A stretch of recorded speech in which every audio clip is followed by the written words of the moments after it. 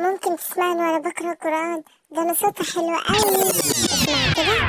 اعوذ بالله من الشيطان الرجيم. بسم الله الرحمن الرحيم.